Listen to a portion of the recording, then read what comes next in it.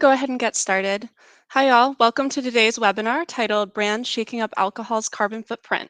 So according to Gallup, Americans consume about 4 alcoholic beverages per week. But how often do we consider the carbon footprint of the beverage that we consume? There are many sustainability considerations in the alcoholic beverage industry, from supply chain, packaging choices, operations, and even the carbon footprint of the ingredients. It's estimated even that it takes 12 times the final volume of alcohol to produce it. We're excited to dig into some of these complicated considerations today with some leaders in the alcoholic beverages space. I'm Nicole Sullivan. I'm the Director of Climate Services for Carbon Better, and I'm an environmental engineer by trade. I'm excited to talk with 3 alcoholic beverage brands today that I've actually had the privilege of assisting in their sustainability journeys.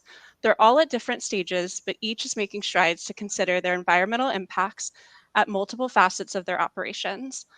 Before I hand it over to our speakers to introduce themselves, I'd like to call attention to the questions feature.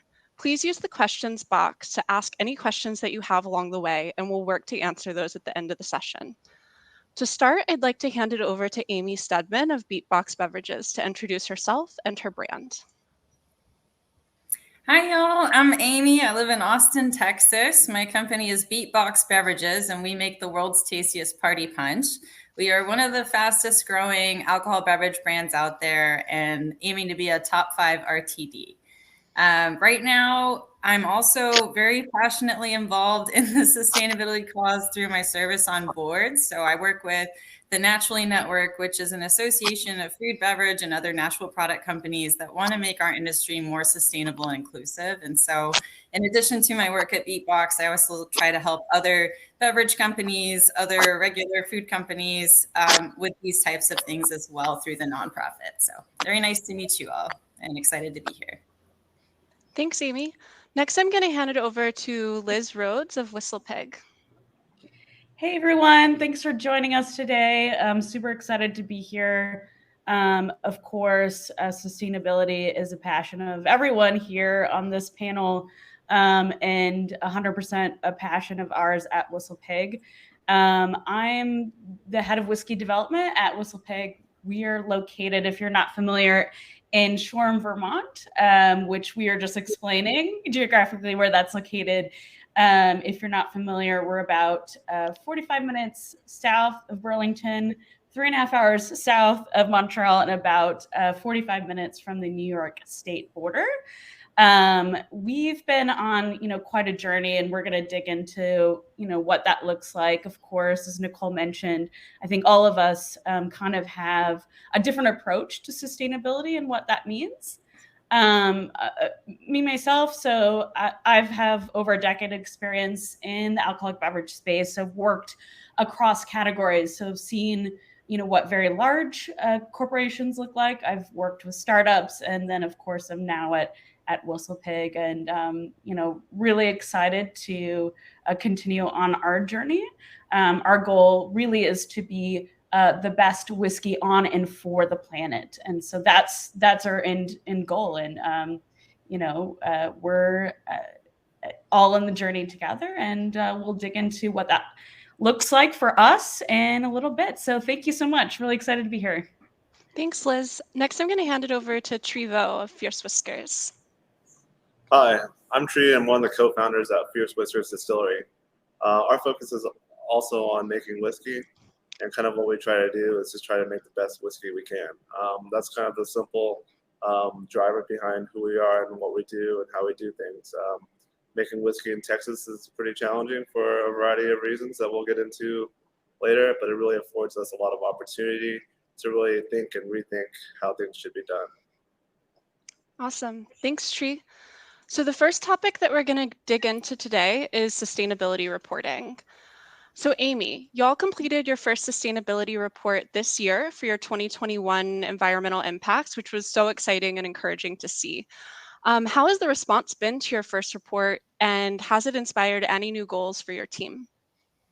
Yeah, I mean, for us, it was very important just to track, we've changed how we do our manufacturing. Our company's grown a lot. And so it was really important for us to do this assessment to make sure we knew how much waste we were producing, how much emissions we were producing and everything else, and set those benchmarks. And so Now that we've done that, we have, really been excited to get projects going to reduce those with our manufacturing partners and things like that, and look at offsetting as well. So some of the reaction to doing that as well was really great, is through our investors. I sent out our sustainability report to all of our investors, and they actually started challenging some of their other portfolio companies to do the same thing as well. And so really appreciate that network effect of, us doing something, but it also affecting other companies. And, part of what we also looked at was more specific projects with our company. So we do outsource manufacturing with co-packers. And so as we've grown as a company, doing the carbon assessment really helped us figure out exactly the financial impact of doing more regional manufacturing, as well as like the environmental impact as well. So we're looking at different things like going carbon neutral, doing regional manufacturing, and then working with other companies to kind of show them how we did our environmental report and things like that. I actually had a call this week with somebody interested in starting a wine company, and the whole conversation was just, how did you figure out how to, track all this stuff and, do all these things? So I'm happy to be part of this movement of companies that are taking this very seriously. For sure. It's awesome to see the domino effect of taking action and how it can really be contagious. Thanks so much, Amy. Tree, Fierce Whiskers actually completed a sustainability report early into its operations. What drove you to do that reporting prior to your first year of operations, and how are you expanding on this in your next report? Sure. So for us, we really spent a lot of time before we started anything thinking about who we are and who we want to be. As funny as that sounds, like you're faced with so many decisions when you start something like this that you really should just spend some time thinking about that. So we really knew sustainability would be important to us because, it's getting super hot out there. It's as simple as that. So we wanted sustainability to be part of who we are, not just like who we would express to the world. So from the very beginning, we wanted to consider how things could be done. So this sustainability report has really helped really explain this to stakeholders. One example would be our employees. We have very organic conversations where they'll come up to me and be like, hey, I know sustainability is super important. So what about this? So we really are able to kind of inspire our own employees to take ownership of these goals. One thing that we really want to work on for our next sustainability report would be to include Scope 3 emissions. It's a hot topic. It's kind of a big deal, but we really want to get a good measure of what's going on with our carbon impact. Some of us only have Scope 3. Yeah. Yeah, I think something that's interesting is that everyone's emissions footprint is so different depending on how you operate and how complicated your supply chain. So definitely excited to see y'all quantify those impacts. Tree, I really liked your interjection there about engagement and employees feeling engaged in the sustainability journey, because I think that's a huge piece too, right? You want to feel like you're part of an organization that really respects sustainability, respects the environment. And I think the way you talked about employee engagement in that moment, I think is spot on. Definitely. It's awesome when it's a part of the culture. All right. Liz, for this next one, we're going to kick it over to you. So I know WhistlePig has actively been working on its sustainability roadmap. How are y'all preparing for completing your first impacts assessment? Yeah, so sustainability, I think, has always been a part of our, ethos, a part of our core pillar, right? So for those of you not familiar with WhistlePig, we're a farm distillery, so we're in a unique position, essentially, from a supply chain standpoint. We sit on about a 500-acre farm, which 300 of that is roughly dedicated to our crops, which predominantly is rye, as a rye whiskey company. But I would say in terms of our journey, again, like we've done a lot of things, and I know there's some other questions that we're going to dig into all of that here in a minute. But so I'm a very technical person, I think like many people on this panel as well. And for me, because I'm a a scientist by training, you have to start with data, right? Mm-hmm. Like you got to gather the data, you got to gather the facts. And so I think we've done, some good work on that already. And I want to talk about process optimization. I think we're going to talk about ops and how that plays in, and yield specifically. But I think really, again, it's about taking the time to benchmark where you're at now, gathering the concrete facts, and then also understanding, okay, here's where we are now, but what's the to? So it's a from to journey. So, but truly, and I know you guys are helping us with that, which we're super excited about. We're working with some sustainable agronomists as well to kind of start gathering more data than we already have currently. And so really it's about starting that second journey with gathering the facts and gathering the data. If you don't have that, it's really hard to kind of create a roadmap going forward. For sure. And I'm really glad you touched on data, because I think that's something that I would stress, that it can be a lot of work to gather all of that information. And, each of these brands at every stage of their journey has had to gather data and do a significant amount of math to know where they're at. But now they're able, once you've done that footprint, you then can compare year over year, which is really awesome.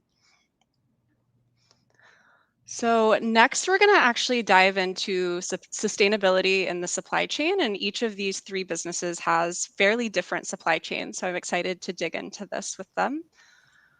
So Amy, I know the supply chain of BeatBox is such that y'all use co-packers or co-manufacturers, as you mentioned, to manufacture your product. Have you seen opportunities to collaborate with your suppliers on shared sustainability goals? Yeah, absolutely. I think being aligned with Tetra Pak packaging has, the co-packers that are working with that packaging tend to be focused on sustainability anyway, which is great. But our current main co-packer, has a lot of projects that we're collaborating with, from water treatment to trying to switch over some of their energy supplies to natural gas versus some of the other things. And then also working with Tetra Pak directly, because while cartons are very, lightweight and carbon efficient for shipping, there are some problems with recycling in the US. They're not easily recycled everywhere. And so we actually started through Naturally Network a collaboration of carton brands called the Carton Champions that are working directly with the Carton Council to try and solve those recycling problems in the US. And so that was, a project that was motivated by knowing how much our waste was, as well as just, trying to optimize all of these different categories at the same time, which, sometimes you have to make choices and prioritize. For me, I'm from the Middle East and I live in Texas. And so the climate crisis has always been very top of mind, as I've never lived in a colder place than Austin, Texas. So I just, that's always been my number one priority, as well as what I consider the most time sensitive issue. But, things like waste are also very important to us. And so, we've done things like worked with Repurpose Global to do a plastic neutral offset for some of the plastic liners. Being a beverage, we have to make it waterproof, right? So there's not always like a perfect beverage container that's carbon efficient and no waste, but we're all working on that together, hopefully, as an industry. Another thing too, like, Tetra Pak and our co-packer obviously are our biggest sort of major suppliers for making the product and things like that. But through the process, we also created a new supplier checklist and vendor checklist that we train all of our managers to look at now. And so, part of the employee handbook is, hey, when you're at BeatBox, we have more than 70 employees now, and everybody has different things they're in charge of purchasing. These are the guidelines for what we're trying to do as a company and things like that. So, it's kind of trying to prioritize with your major partners and see what you can do together. With our co-packers, it's about waste and efficiency. With Tetra Pak, it's about recycling. And then everybody else just trying to have something that's represents the company's values so that the management layer can take action where needed. So Awesome. Thank you. You touch on a really important topic around just the trade-offs that you have to make to ultimately make a product. That actually dovetails nicely into my next question for Tree. So Tree, I know Fierce Whiskers has made really great efforts around sourcing grains as local to the distillery as possible, with 99% of your grains by weight being from Texas. But how do you assess the trade-off of water and carbon as you select your ingredients? Wow, that's a really tough question. So obviously, we're always going to be considering water as well as carbon. We make alcohol; it takes quite a bit of water to do that, and then on top of that, the grains use a lot of water in order to grow them. So we're just in the situation where we want to source locally. So that's where the 99% of our grains come from Texas comes from. So that's really great for our carbon footprint. The shipping is close and things like that. Unfortunately, it's just a very real thing that Texas is in extreme drought conditions. Climate change is quickly changing the landscape across the United States as well. So now we're really faced with a situation where most of the U.S. is under drought conditions. So to the effect that we can really source from a place where water is less of a concern, that's something that we're going to be actively monitoring going forward, because we definitely want to move in that direction. But with the climate emergency, we don't have a lot of great options there today, to be honest. Thank you. And I think that really strikes on how nuanced this is, right? Like what might be the best choice for climate might not be the best choice for water. And you're always making choices and prioritizing. But ultimately, as long as you're being conscious in those choices, that's what's so hugely important. Thanks, Tree. Next, Liz, I have a question for you around just the considerations that WhistlePig makes when choosing suppliers while working to actively make sustainable choices.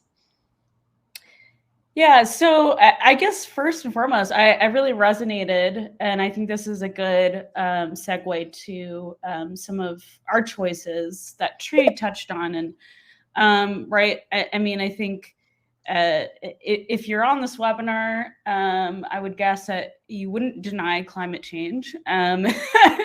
First and foremost. And I think that's been a very dynamic situation when we're talking about,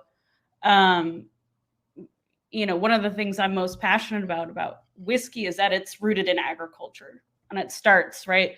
It starts at the farm, and it all starts there. I guess I like to say farm to flask, right? Grain to glass, whatever you want to say. But I think that's a really important piece of all this and what makes it complex, because you can't have whiskey without grain. And I think that's been a super big thing. And a lot of breeders, especially in the barley space, they've understood that this is a growing problem. And they've done a lot of good work. So Pat Hayes out of Oregon State, for example, has done some good work around, working on facultative. So if we're talking winter versus spring, and those could be two different climates, maybe not in Texas, but in the Midwest and the Prairie region, and where we experience here in the Northeast. So really, that comment that you made, Tree, really resonated with me. And I think first and foremost, the supply chain starts there. And so, and again, like trying to work with local suppliers is really important. And it's not just that we're trying to be environmentally conscious, and also there's an economic, right, supporting your community, but we also have to consider processing and quality, and how that's going to affect your operation, because maybe you were able to source a grain from a local farmer, but how did it fare well on the field? Did it require a lot of water or irrigation? And then also, what's its yield potential? And so something I like to think about, and I'm getting off on a tangent, but I'm just going to roll with it. But it's, I think people overlook yield potential a lot, because I think that impacts your overall footprint, water usage per alcohol output. And I think I'm gonna circle back on that. But we're fortunate the fact that we are a farm distillery, and our grain is grown on site, so there's not really a big supply chain there. And then we also do work with some local farmers very close with us as well. So I think that's one way that we're handling the supply chain. But also outside of that, we do try to work with other local suppliers in terms of our packaging materials. So we work with a company, a local pewter company, Danforth in Vermont, that actually manufactures some of our toppers. Awesome. Because we are in the premium space and we want to make sure that we're supplying that level of quality to our consumers, but also want to make sure that we're being conscious of the supply chain and trying to shorten that net footprint. And then outside of that, we actually work with another local company that helps us with our toppers as well, but they erect our pallets that we use for maturation. And I think that's super, special for us, working with local suppliers, local ingredients, but it's also giving back, to the community. This particular supplier that we use employs,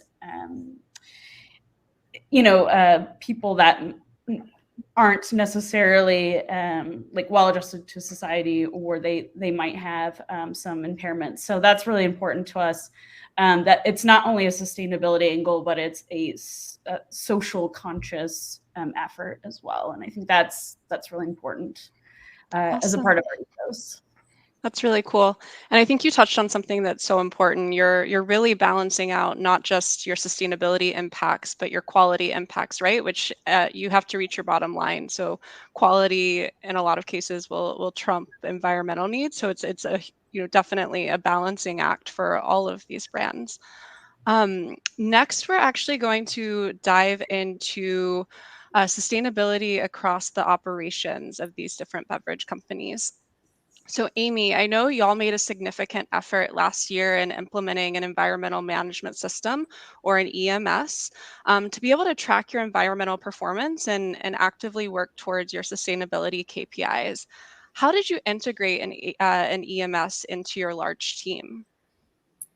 Yeah, so, I'm the COO, so I have my operations team that accounts for, a big part of what we need in terms of data. And so I'm able to do trainings with my team and get that. But in terms of the other departments, we do a lot of music festivals, we do a lot of sales calls, those things involve travel and waste and all kinds of things. And so this really became a company-wide initiative. And it's not unlike innovation at BeatBox. In innovation, we have, regular meetings with representatives from all the different departments to weigh in on our new products, any kind of formula changes, any kind of packaging changes, all that kind of thing. And so I kind of took that same model that we use for innovation and applied it to integrating this environmental management system. And so Carbon Better definitely helped us figure this out, but assigning ownership at different departments and making sure that there's a good schedule. And then somebody that's really the owner, I think that person is actually here. Hi, Whitney, today, but having an owner that's sort of the project manager that's following up with all these department heads and making sure that data is being submitted, because everybody's got their own priorities. At the end of the day, most people are just very concerned with selling party punch at my company. And so we need to make sure that everybody is part of an integrated system. And it's not perfect. We're still, we're hiring new people all the time. And so we have to train everybody about this, while also teaching them about the product and their HR benefits and everything else. And so, we're definitely not perfect about it, but every day we're learning how to do it better. And I think just trying to approach it I think it's helpful from, leadership, and everybody is involved, as well as folks that are traveling and things like that, just submitting their data, and they know what it's for and why we're trying to do this and why we're trying to be the change that we want to see from a cultural perspective. But yeah, it's definitely something that we can always be getting better at, is making sure that everybody in the organization is involved and understands what we're doing and what they need to do to be part of that. For sure. And I think something to note too is tracking your environmental progress and the actions required for that. Those actions are ever evolving as you make progress to your goals. You're always setting new actions. So it's a way for you to also just see where you've come and how far you've come. Yeah, and Whitney, who's been in the chat, she's the one that's managing that day to day and making sure that we're doing that. But she's also in charge of things like compliance. So it kind of helps because it's that same line of work where you're saying, hey, we really need you to do this. It's super important. We need to do this now. So yeah. Awesome. Thanks, Amy. So Tree, your products are still yet to be released. They're still aging in the rick house. So how have you incorporated sustainability into your operations prior to distribution of products? Sure. So one of the most visible things, at least if you have a ladder, is that we installed solar.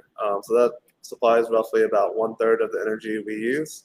But really, sustainability for us goes much beyond like what is easily seen.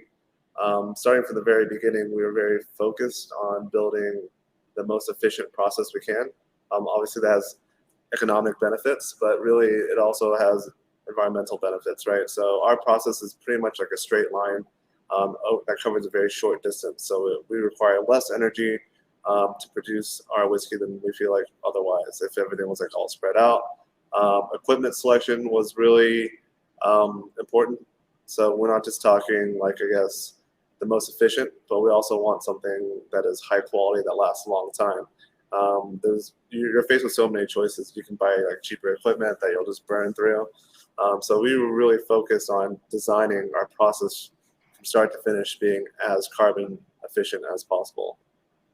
That's awesome. And it's obviously not easy to incorporate it at the very beginning, but I will say, like, thinking through those things before you build versus after the fact and trying to retrofit is definitely an important consideration if you're able to incorporate it from day one like that. Oh, all right.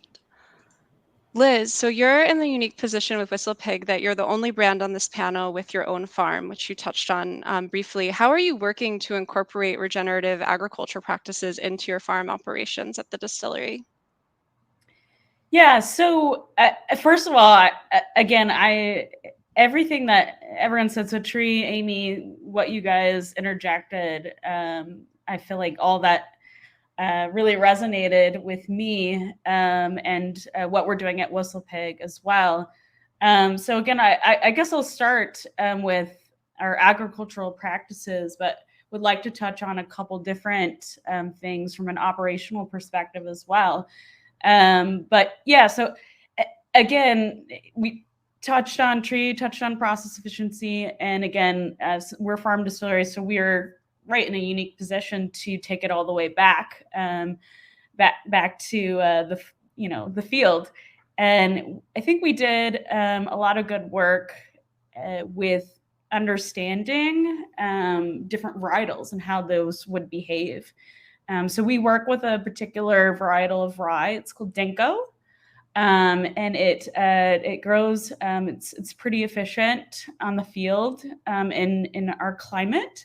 But also we worked with some, actually it's Hartwick College on kind of looking into the yield potential. So not just what's happening on the field, which is super important, but also how that was going to impact our operational efficiency. So it's actually a fairly high yielding. It's called predictive spirit yield is the official term. And it basically is a metric to help us understand what our alcohol potential will be based on each pound of grain that we add in. And I think that's speaks to utilizing your resources, utilizing your agricultural resources efficiently. Outside of that, I will say, because we are predominantly just growing rye, rye itself, is non-GMO. It also helps. It's traditionally used as a cover crop, but it helps with runoff, and it helps to protect the soil during the winter. So those are all great ticks there. But outside of kind of starting at the farm, and I think I mentioned before too, we are trying to take a brighter lens to get a little bit more, more sustainable as we go through. So, right, then we're just started working with some great sustainability agronomist consultants as well, because we, again, do believe it starts there and about utilizing your resources through and through efficiently. But outside of that, we're actually just installed another array of solar panels. So as Tree mentioned, we're actually going to be 100% solar powered by the end of this year. So I think that's, yay. Awesome. That's another way that we're trying to interject operational sustainability. And then also it's not only what you put in, but it's what goes out. So we've done some waste mapping, and we actually send, we're working with another local company in Vermont, and we send all of our distillery waste to them to generate heat through anaerobic digesters. And that gets actually sent back, and it's used in Vermont to heat up local homes. So those are just a couple ways that we've really took a clear lens and, again, to gather the data. I know there's, we'll circle back to the data. I think there are some questions in the chat about how to use that efficiently. But, it's, those are just some of the ways that we're kind of integrating.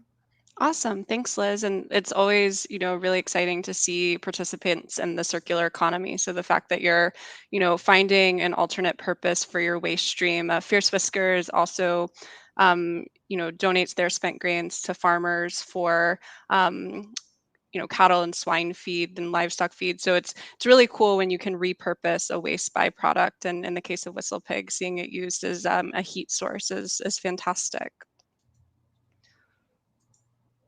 So we're going to switch gears a little bit to just some general questions. It's really encouraging to see the ways that each of these brands have really incorporated environmental impacts to different facets of their businesses. So we're going to dig a little deeper. First, Amy, I know you're super passionate about reducing waste impacts, and you touched on this a little bit already, but I'm hoping you can dig deeper on just how you're navigating packaging waste challenges and working with your vendor, as well as other brands to really improve the recyclability of carton packaging. Yeah, so the Carton Champions group that I mentioned is probably the most important way that we're doing this. And what that involves is, one, having unified communications among all of the carton brands in terms of how you recycle them, where they can be recycled, making sure that we're all saying the same thing so that consumers are better educated, because that's a big piece of it. The second part of it is getting those brand advocates that are willing to speak with elected officials to actually advocate for, laws and things like that help get this done quicker. And so using your businesses to have impact on, laws and policy through advocacy and things like that. So whether it's the business owner or somebody that actually has a role like that in your company. And then the third part is just actually making financial investments and buying machines and things like that. It's important to all of us as brands that these products are recyclable, and that there's, to Liz's point, something that can be produced from recycled Tetra Paks that's useful for society. One of the biggest things that my marketing team and my company spends money on are cardboard display racks for my beverage containers in stores. So to me, I've been trying to connect the dots where we could just make our display rack out of recycled Tetra, because that would be the most efficient way to do that. And so that's one of my projects that I'm working on right now. But as I mentioned, I think, just like with the carbon economy, there's no perfect beverage container. There's still going to be waste. There's still going to be people that throw it in the trash instead of recycling it. And, it's not a perfect recycling system either. And so we are also participating in an offset program similar to a carbon offset program for plastic and other things that are part of our project. So I mentioned that it's through Repurpose Global, if anyone is interested in seeing those some offset programs. So that is how we would approached it. And it's always a balance to think about, okay, we're, a smallish company relative to, the big alcohol giants, which I'm excited to see some folks from those giants here today. But, it's like, hey, we can do some things and then we can work with other beverage companies to do even more, and, just doing as much as we can while, still trying to run a business. For sure.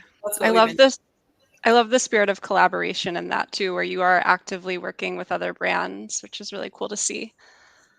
So Tree, I hear you're currently working to release a carbon negative bourbon. What inspired you to bring a carbon negative product to market, and how are you going about that? Sure. So for us, we really wanted to just show that it can be done, and it's not so bad actually. So it's not our aspirational goal to be like the most sustainable whiskey. That's not what we're really about. We really try to produce the best whiskey we can in Texas, right? So with that, we really want to invite other brands and other competitors to do what we're doing. We don't want to be the first and only. We want to be the beginning of doing things better. So that's really why we're trying to make our very first release carbon negative. So in order to do that, I mean, it goes back to data, like everyone's been talking about. We did the measuring. We were very fortunate that we took the time to improve our processes so the carbon intensity would be lower.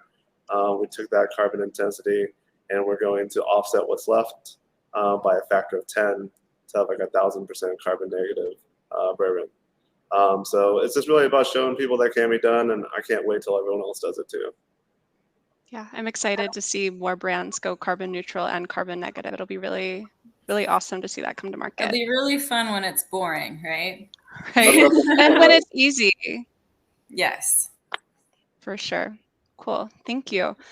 So Liz, I had the chance actually to visit your solar powered distillery, and you've touched on this a little bit with your 100% solar goal.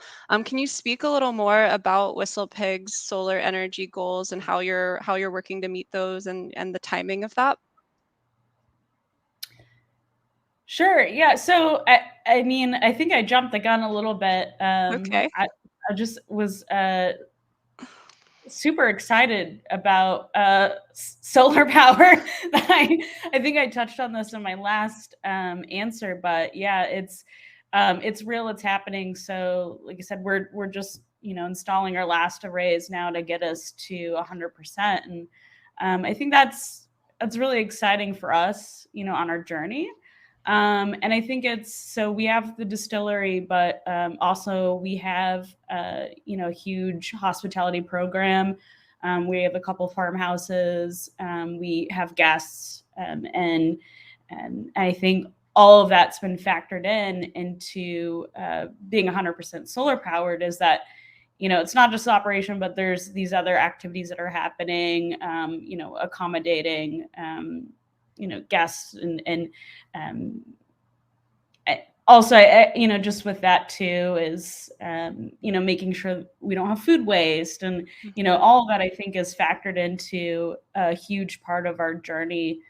And Tree, I think that's awesome. I didn't know that about the carbon neutral bourbon, and I think that's super awesome. It's yeah, certainly. I think outside of solar powered, I think that's, our next step. And that's what we're really working towards. Again, just reaching for that end goal of trying to be the best whiskey on and for the planet. Because if we don't treat our planet right, then we're not going to have one. So I think we all need to do our part. And so certainly, going now that we're securing the 100% solar powered by the end of the year, I think carbon neutral is our next step in that journey. So just super excited to be a part of that. And I think also, Amy, you mentioned, I think maybe a couple questions ago about innovation and approaching that. And also, Tree, you mentioned process design. And I think both of those are very big pieces. And, especially we're a very innovative company. I know, Amy, you guys are too. And I think because we're very focused on innovation as well, we're really trying to factor that in our innovation strategy and our protocols, because we've got our standard SKUs that we produce, but we're trying to be more mindful as well how we approach innovation to make sure that those are going to be the R&D and the scale up and the manufacturing and the supply chain are going to be sustainable as well. So I know that kind of again tangented off on solar power, but I think I mentioned kind of our journey a couple of questions ago. So just wanted to touch on that as well, because what both of you guys said, I think really resonated with our approach and what we're trying to do on our journey as well. Awesome. And tangents are always welcome. Sorry, I didn't mean to cut you off. It's all good, but it's exciting to hear your tangents because we feel like we're finding like-minded folks, and what you're going to do at your distillery is definitely going to inspire what we do. So I hope that's okay. For sure. And I think it's clear too that there's no one size fits all approach to this. And like there's so many different sustainability challenges to tackle. So there are a lot of tangents in this space for sure. Cool. Thanks, Liz. So before we take it to guest questions, I have a few just final thought type questions for each of the brands. So I'm going to kick these around.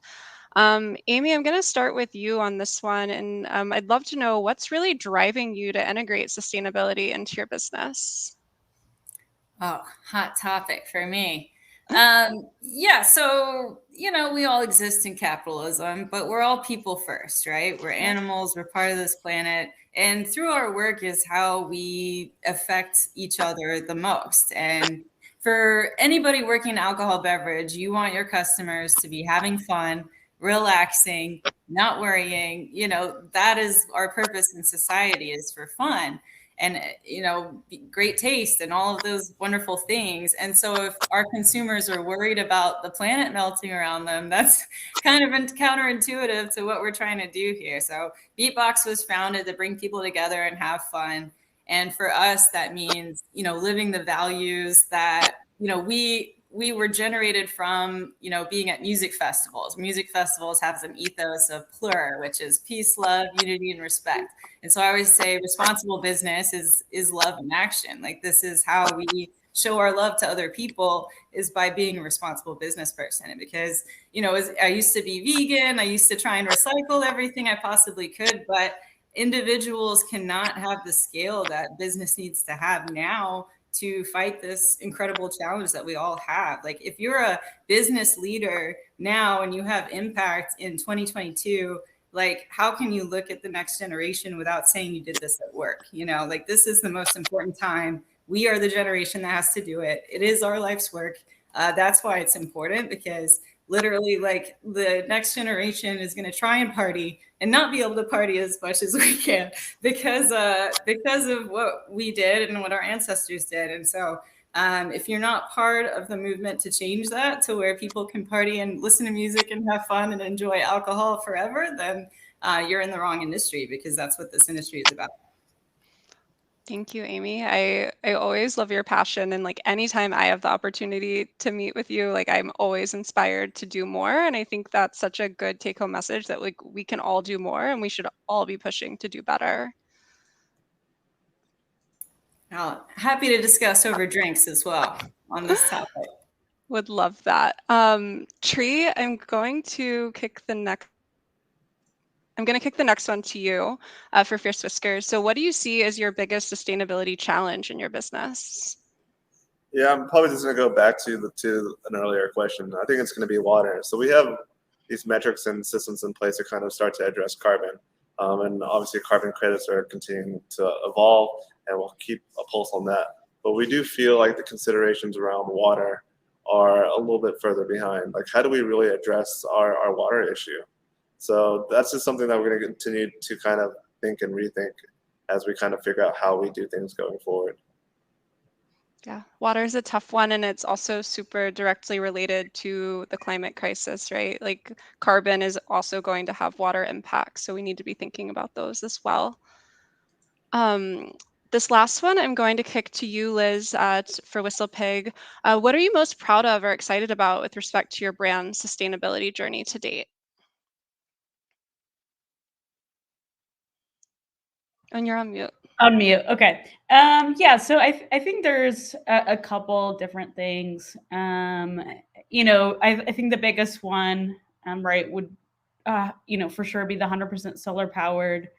I think also we're super proud about being able to capitalize on our, waste streams and being able to again, generate heat from our spent grains, which I think is fantastic.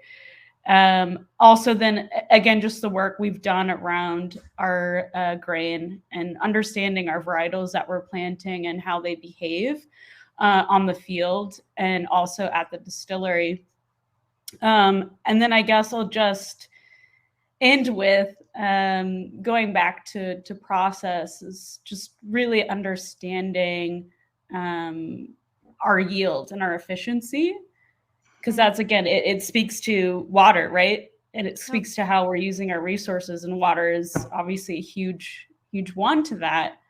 And yeah, again, thinking about our process capabilities and equipment, Tree, as you mentioned before, we actually just moved to new fermenters, which are designed a little bit differently, and they're double capacity than we used to have. So if we think about even CIP, for example, and how that's affecting our water usage holistically, our throughput, et cetera. So all those things I think are really good. And I think a lot of people, obviously solar powered, that's a huge one to hang our hats on. But I think there's so many other things. And exactly, Nicole, like you mentioned, there are a lot of different ways to approach sustainability, which isn't, it's not one size fits all. So I think those are just a few of the things that I think we're super proud of as a company. Thanks, Liz. And you dropped an acronym that was new to me, so I'm going to ask CIP. What is that? Oh, clean in place. So just talking about sanitation and how we thought about that even too, or how we're using our processed water, and how we're using, water throughout the, holistically throughout the process to make that most efficient, but also, again, back to safety and quality. For sure. Thank you so much for clarifying. All right.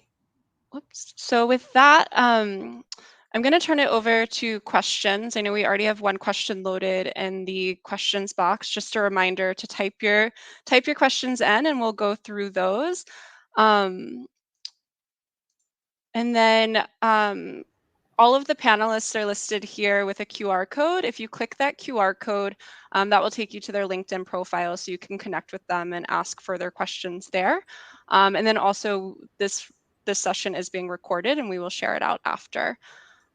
So we have a question here that most people don't respond to data. How do you develop compelling, influential narratives that serve as proxies to the data to accelerate the adoption of sustainable behaviors?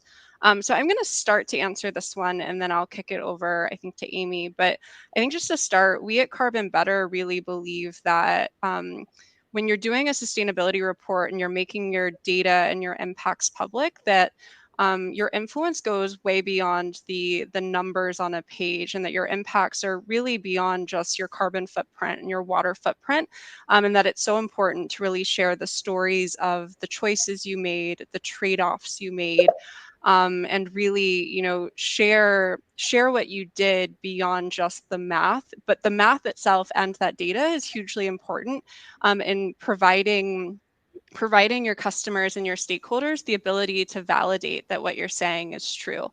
So Amy, y'all went through a big sustainability reporting exercise this year and made your 2021 impacts public. Can you maybe share about what y'all did beyond the math, and what stories you felt were important?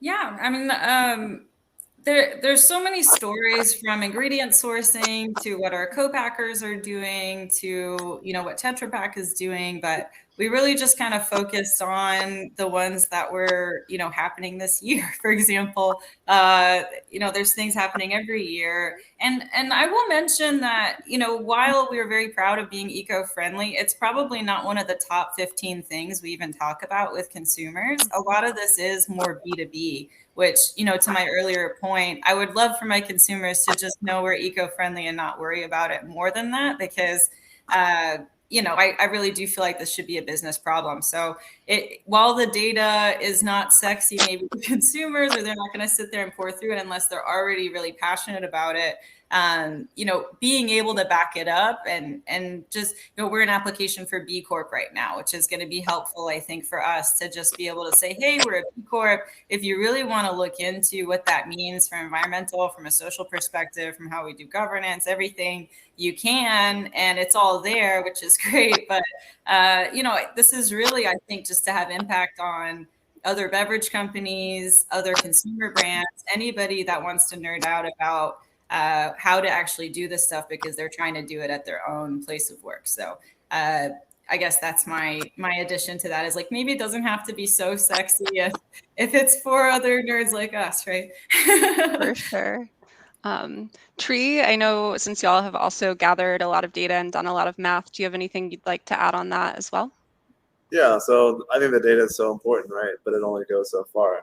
So there's a lot of trust issues around sustainability and sustainability claims. So it's really important to have the data be as transparent as possible. And that's why these sustainability reports are so important. But at the end of the day, like, I'm not going to go through everyone's numbers and fact check and all that stuff. So we really need to spend more time and more effort than just the data on telling the stories of what we did and why. Because I think those principles can really start to apply to everyday people's lives and really how they think and rethink how they live. I keep on saying that, but like, we've never had to consider carbon or environmental like considerations as we build businesses before, and all of a sudden we have to, or else like we're gonna run out of water. So we're just gonna have to think and rethink systems. And I really feel like sharing those stories and telling people why we do things a certain way, why we went through so much trouble in selecting our equipment, things like that, will hopefully inspire people to apply that to everything they do. Awesome, thank you. And Liz, you've really touched on using data for process optimization. Is there anything else that you would like to add on the data topic? Yeah, for excuse me, for me on the data topic, it's a really big internal tool, right? Especially when we start talking KPIs or key performance indices. Sorry, I use a lot of acronyms and I forget sometimes I do that. And certainly a yield metric or water usage metric is great for an internal tool.